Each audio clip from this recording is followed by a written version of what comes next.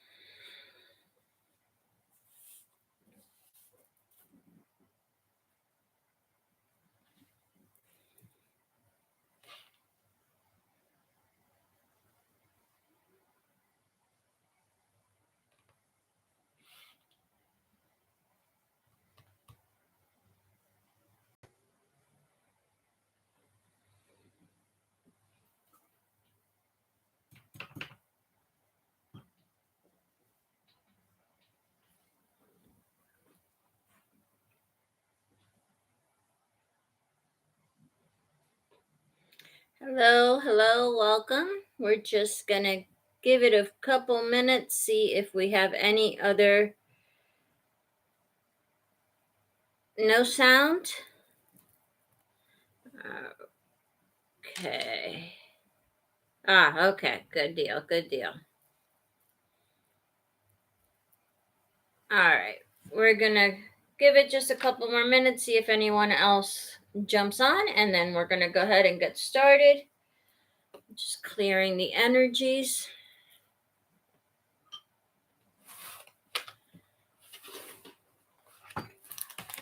And let's go ahead and begin.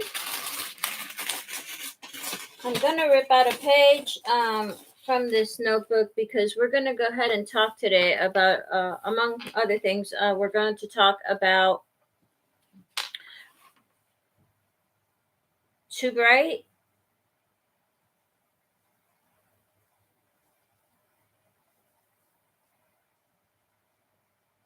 Okay. Let's see. Is that any better? Or is this all lighting? The only lighting I really have on right now is the sun. So, yeah.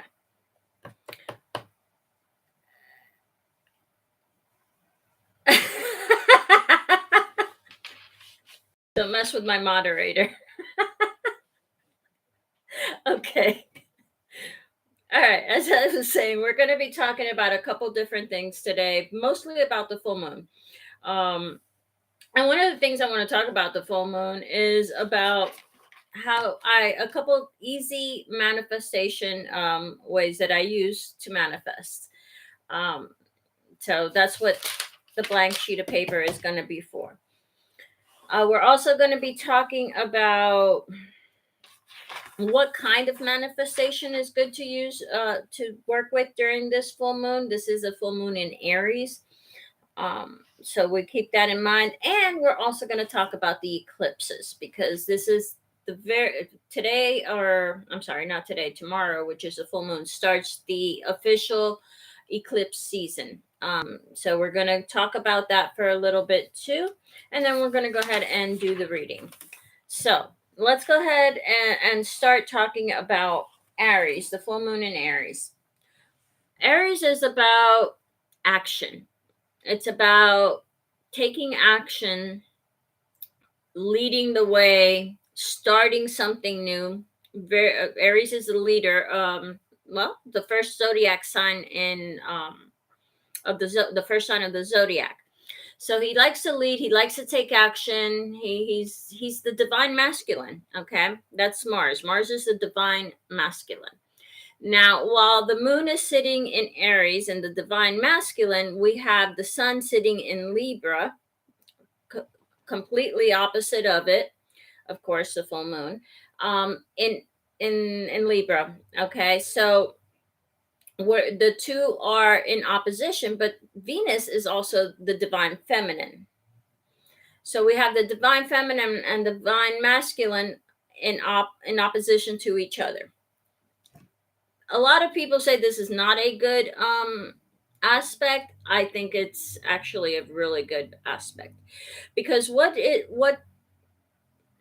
believe anyway, the way I see it is, this is a perfect time to find balance between the divine masculine and the divine feminine. Bring them to middle ground. Bring them to a working balance. Okay, balance the two out. They work well together if you know how to use the energies. Now, if you're trying to fight the energies, then absolutely, it's not a good energy. You're going to get bad results if you're trying to fight these energies. So, with that said, what kind of manifestation would be good to work during this Aries full moon? Anything that has to do with relationships, beginning relationships, strengthening relationships, and not just love relationships, all relationships, friendships, work relationships, anything where any type of relationship, really. It's a great time for that. A great time to send intentions to start a new social group, a new social friendship with someone new, anything like that. Finding your tribe, finding your people, all good things to manifest during this full moon. Also, anything you want to put into action. Remember that Libra is an air sign. It's in the head, where um, Aries and Mars want to take action. So by working the two energies, let Libra come up with and Venus come up with the ideas, and let Mars and Aries put those ideas into action. It's a great way to use these energies. So anything that that you've been thinking about, that you've had ideas about, this is a good time to put those plans, put those ideas into action. Start working on those ideas, even if it's small baby steps. Take one step at a time. Great time for that. But more than all, start manifesting it. Okay. All right. I'm going to start a manifesting what I want. And I'm not going to do these live. I'm going to write them out, and then I'm going to save them and work them during my manifestation ritual tonight. I mean, tomorrow night. Excuse me. I keep thinking today is the full moon. And give me just a second here to find my pen. What did I do with my pen? Okay, just one second. Okay, here we go. Excuse me for that. All right, so the first way I start manifesting, or this type of manifesting, is to write down your intention, whatever that intention may be. Tonight, I set my intentions to strengthen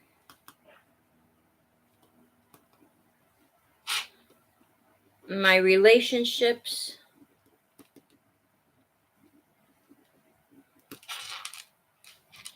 in love, friendship,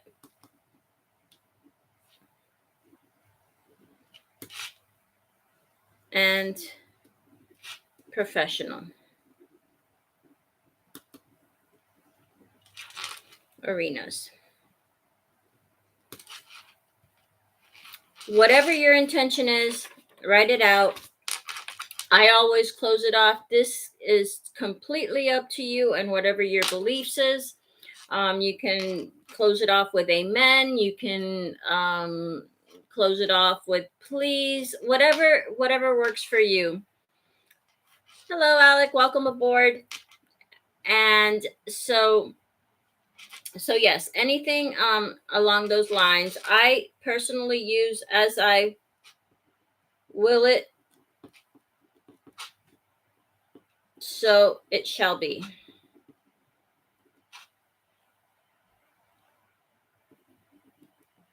And then I like to sign it with my name. the more energy you put into your written manifestation, your written intention, the better it is. This is all about energy. So you want to put as much energy into it as you can, as possible. What I do then is I fold up the paper, I hold it over whatever candle I'm using. Any candle will do. And if you don't color candles, if you want to work with those, great. Like again, the colors add energy. The more energy, the better. But you don't have to have any special kind of candle. You can even use a little tea light candle. It's fine. Whatever you're able to use.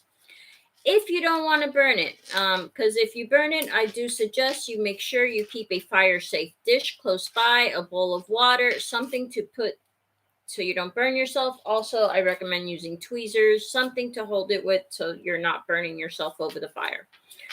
Or the other option that I've used before when I'm not able to use a candle or fire for some reason is I tear up into tiny little pieces.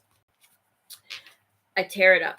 Now, if you're manifesting to bring something in, to grow something, what I like to do is I like to, whether it's the ashes or whether it's the tiny little pieces, is buried in the ground, anywhere in the ground, in a park, in your yard, wherever you want to do it. Bury it somewhere underground. It doesn't have to be deep. Just dig a little hole and bury it, cover it back up. If it's something that I'm releasing, that I want to let go of, that I want to get rid of, what I do is the same thing. Either the ashes or the little pieces that I've torn up, I throw into the wind. Let the energy, the universe, take it away. Okay. Another option is to also throw the ashes or the piece of paper into running water. Any kind of running water, a river, a canal, a stream, a creek, whatever you have close by or whatever you want to use. That's another option. Throw it, let the water take it away.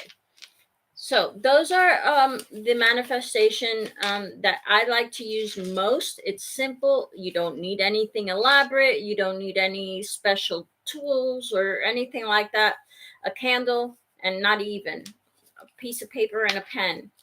That's really all the tools that you need.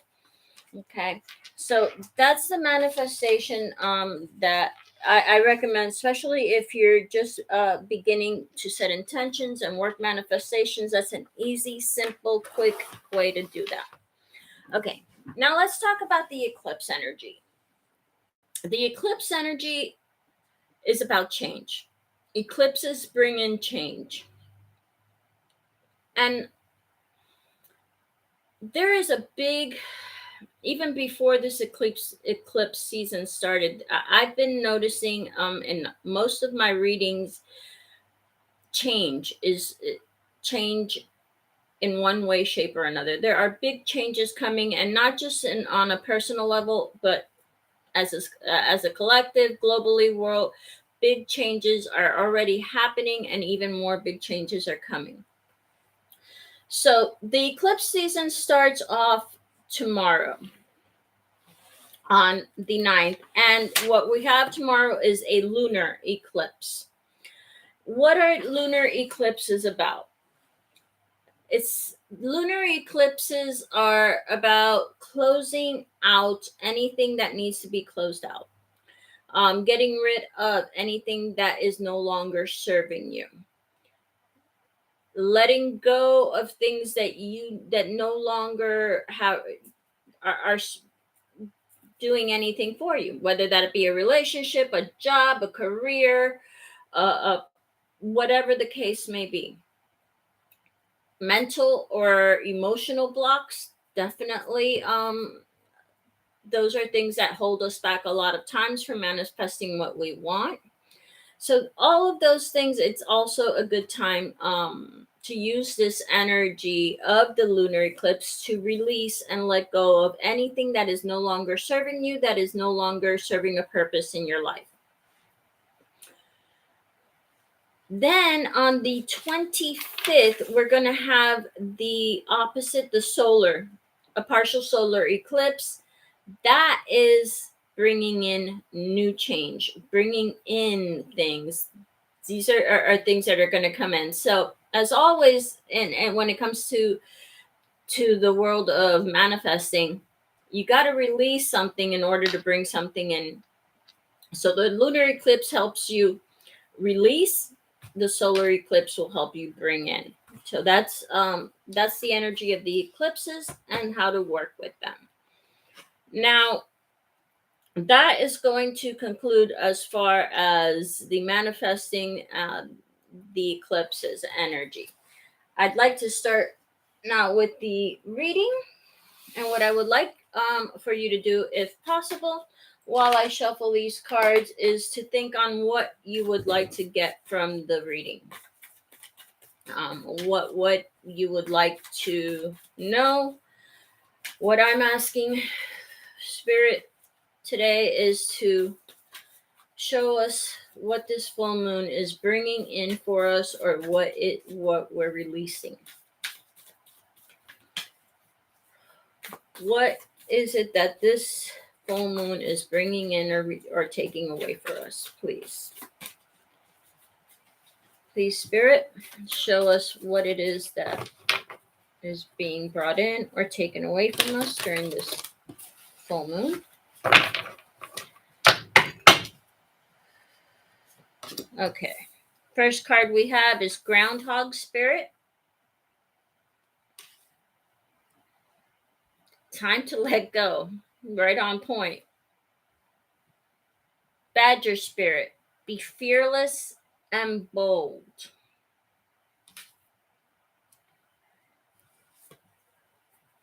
Dolphin Spirit. This and that are true. Now that is a perfect energy for this full moon, with the two opposing energies, like any other full moon actually. Incorporating two different energies. One doesn't negate the other. Okay.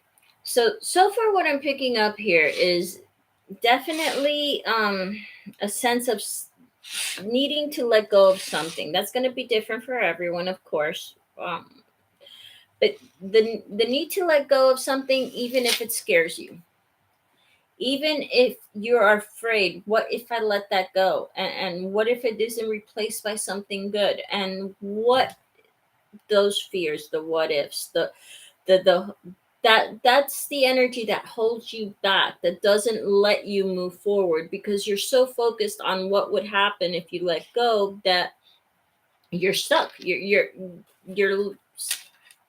getting yourself stuck, and it's no one else doing it. You're the one that doing it by having that fear, that fear of what happens if I let go, and then I'm left with nothing. This and that are true. This card talks about balance, talks about integration of different ideas, of different thought processes, of different beliefs, and integrating them into one whole.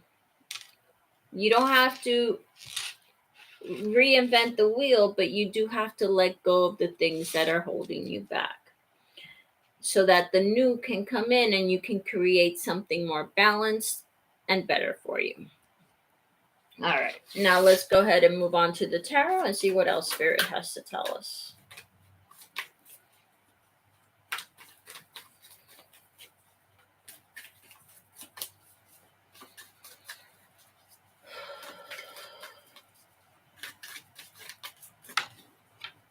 Okay.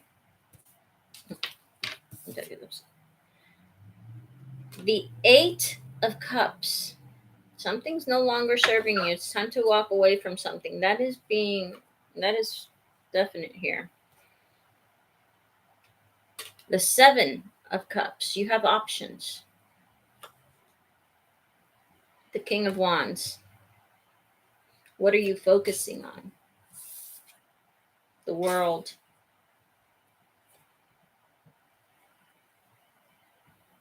Something you're not seeing.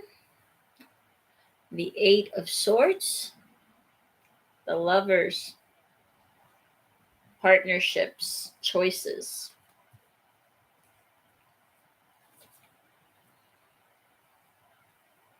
The Three of Swords, the Ten of Pentacles,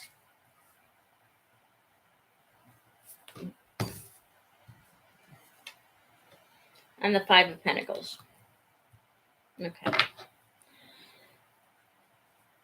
Right off the bat, I'm picking up on this first row up here. You have the Eight of Cups, the World card, and the Three of Swords.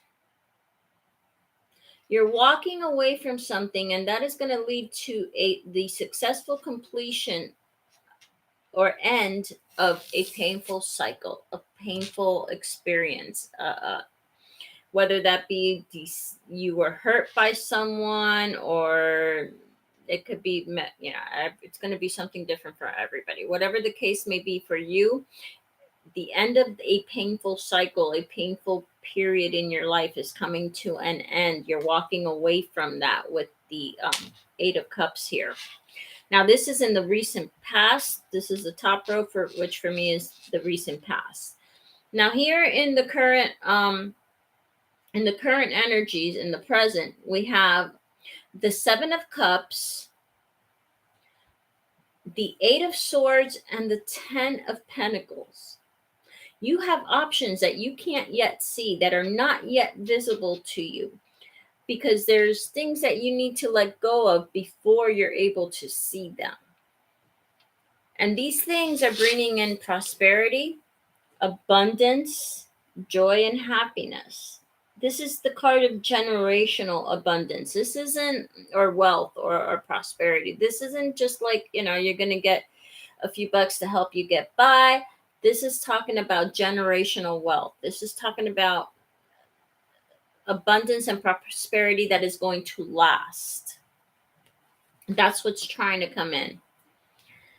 Then you have in the near future, or what, the way I see it, what the full moon is bringing in or getting rid of for you. You have the King of Wands, the Lovers, and the Five of Pentacles.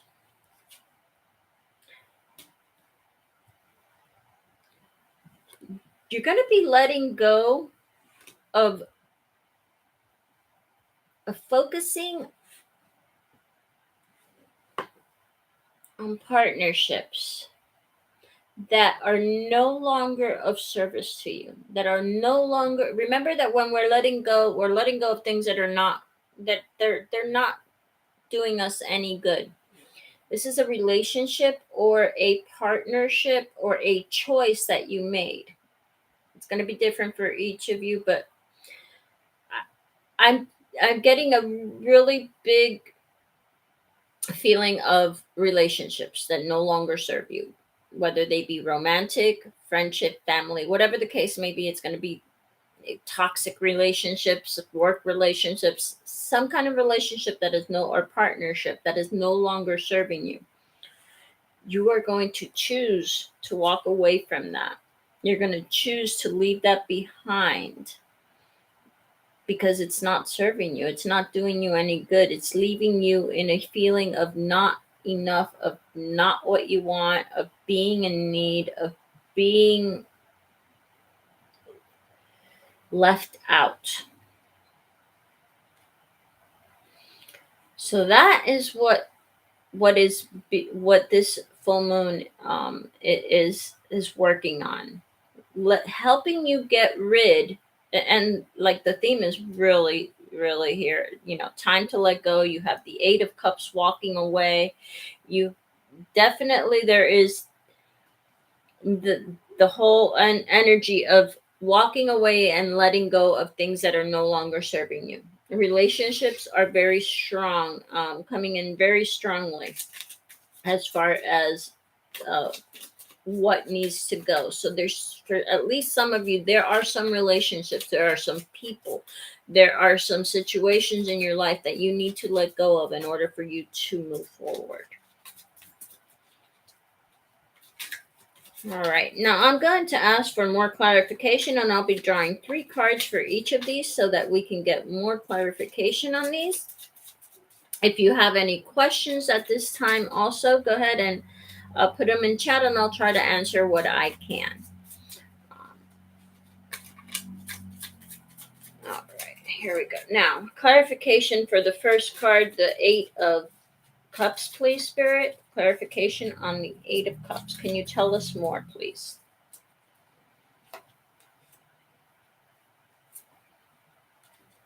The 10 of Wands, the 2 of Pentacles, and the 10 of Swords. Wow. Okay, guys.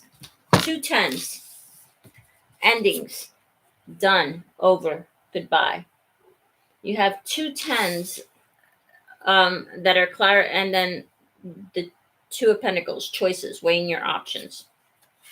That is clarifying the 8 of Cups. That's what you're walking away from. Endings that are heavy, burdensome, that are no longer, that were painful. That is what you're walking away from. Now let's get clarification on the world, the successful completion of a cycle. Can we get more clarification on that, please? Some cards that are flipped over here. Okay. Clarification on the world card, please. Clarification on the world card. More information on the world card, please, Spirit. The King of Cups, the 7 of Pentacles, the 9 of Swords. Yeah, don't fear. Letting go of that is going to grow your prosperity, your abundance, your happiness, your joy, your contentment. Peace of mind. Your heart is at ease. No longer needing to fear. That's the completion. You're letting go of fear. 3 of Swords. 3 of Swords. Can we get more information on the 3 of Swords, please, Spirit? 3 of Swords. More information on the 3 of Swords, please.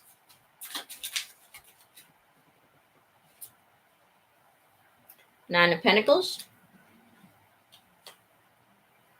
The Page of Wands. 10 of Cups. Wow. Okay. For clarification on the 3 of Swords, we have the 9 of Pentacles, the Page of Wands, and the 10 of Cups. We have independent abundance, following the beat of your own drum, and happiness, joy. You're happily ever after. That is what wants to come in and replace this 3 of Swords, this pain, this hurt, this disappointment, whatever that may be for you. All right, let's move to the next one. We have the 7 of Cups, choices, options. Can you tell us more about that, please, Spirit? Can you tell us more about that?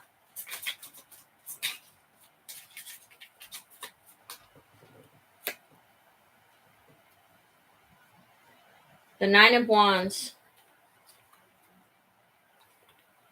the Tower,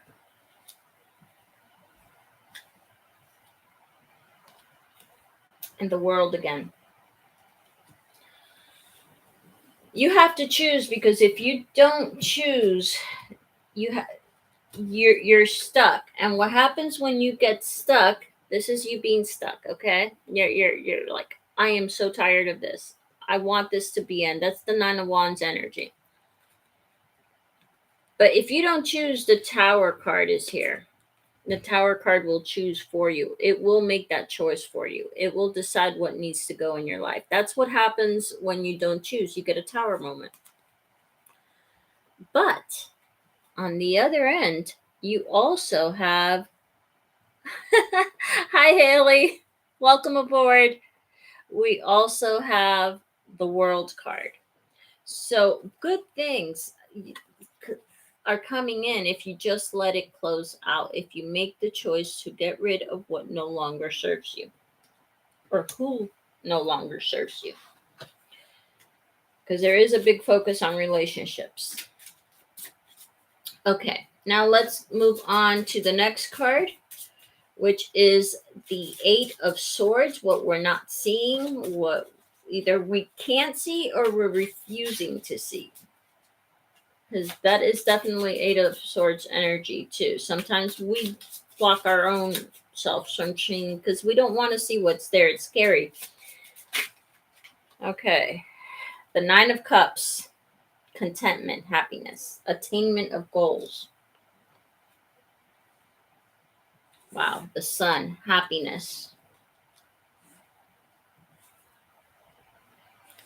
And the Four of Cups, the feeling of disillusionment, of waiting. When am I going to get what I've been waiting for? When are things going to change for me? I'm so disappointed, so tired of this. That's the energy. If you let go of, once you're able to see, whether that is because you finally let go of what you were holding on to, or the Tower comes in and changes it for you, this is what wants to come in. You want to put an end to the disappointment, the disillusionment, the waiting, the this isn't good enough feeling, to happiness, joy, the Sun. This is about playfulness and joyfulness, and think of a child playing on a summer day. That's the energy of this card.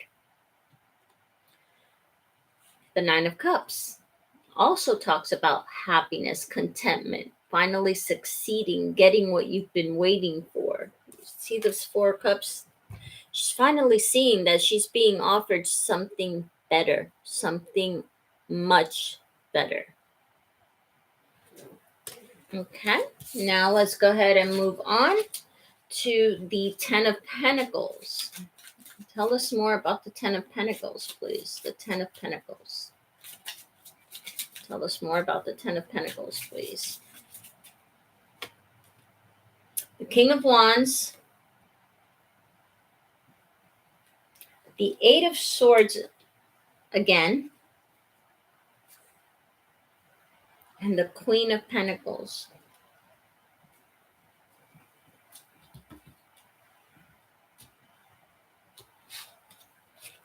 All right. The energy I'm picking up here is that you can't see this yet. Again, with this card here, with the Eight of Swords, it's the same energy as this one right there. What you can't see yet is that your focus is going to shift on what's best for you. So the Queen of Pentacles, nurturing, taking care of yourself. This is about the physical. This is about taking care of you, your physical self, along with your emotional and mental, of course, and spiritual, but your actual physical self. Go to the doctor, take care of yourself. Whatever the case may be for you, drink more water. It could be as simple as that. But taking care of you, that's what's coming in. Your focus shifts from wanting to having, to being able to take care of yourself. That's what I just heard. Okay, let's move on to the King of Wands. The focus on the, what is he focusing on? What is he focusing on? For this card right here, right now, I'm looking at it and he's looking away towards this way. To me, it's like he's looking towards the past. He's not looking forward. He's not looking towards the other cards. He's looking away. So let's see, what can we clarify on that, please? The Hermit.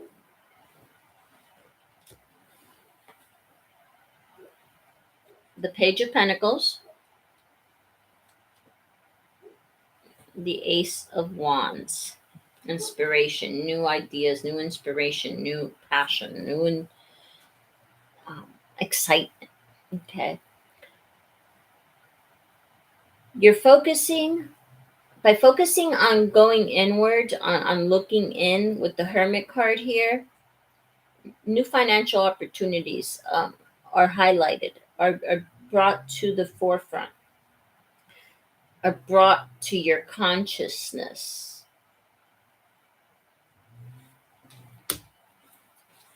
Okay, how about the lovers? What partnerships or choices are we talking about here? Can you give us a little more information on the lovers, please? The lovers. Tell us more about the lovers, please. The King of Swords. This is about look at the facts. Don't look at the emotions. Look at the facts. That's what I'm. That's right now what Haley. What I'm doing right now. I'm getting clarification on the lovers. The lovers in tarot could mean either a choice or it could mean a partnership. But the clarification, the first card I pulled out is the King of Swords. Use your head. The Four of Wands, stability, and the Eight of Wands. Okay. Use your head and focus on creating stability in your life, in your financial life, in your choices, whatever. It's going to be different for each of you, okay? But use your head, use your intellect. Think about your choices, what options you have, and then move forward with stability. Choose stability. Choose things that are going to work for you. And then when you do that, things are going to quickly start to move forward. The Eight of Wands talks about quick forward movement. Once you've made that choice, and this, to me, this really does feel like a choice here more than a partnership in this particular case. Once you make that choice to focus on stability and using your mind instead of your heart when you make these choices, then you can start to move forward. All right, now let's get a clarification on the last one, which is the Five of Pentacles, the feeling of being left out in the cold, the feeling of needing, of not having enough. This could be either spiritually, emotionally, or physically for this card. So let's see what more clarification we can get on this. The High Priestess, the Two of Wands, and the Knight of Wands. Okay. So this Five of Pentacles, for clarification, we have the High Priestess. We have the High Priestess is about higher knowing, is about your connection to the divine, to God, to the goddess, to whatever you believe in, to spirit, the universe, your higher self, whatever it may be. And choosing, again with the choice. This is about the choices that you make. What direction do you want to go in? Choose to follow the beat of your own drum. Okay. Choose what works best for you. A lot of times we feel bad about choosing ourselves. We feel like we're being selfish, we're being greedy if we choose ourselves. But that's not the case. We have to choose ourselves first so that then we are able to help and be there for others, for our loved ones, for our family, for our jobs, for whatever the case may be. First, you have to take care of yourself. If you don't take care of yourself, you can't take care of anyone else. So choose you. Choose you. Okay? And that is going to be our reading for today. I hope this resonated with some of you. I thank you so much for joining my live today. And we will be doing this again for the new moon, which is going to be on the 25th of October. So a couple days before that, I'll do a live for the new moon in Scorpio. That should be an interesting that should be an interesting new moon. The new moon in Scorpio usually brings in some major transformations. So thank you so much for watching. Love and light, guys. Don't forget to please like, subscribe, and share. Hit that notification bell. That really helps the channel grow. And I will see you guys on the next one. Bye bye. Love and light, guys.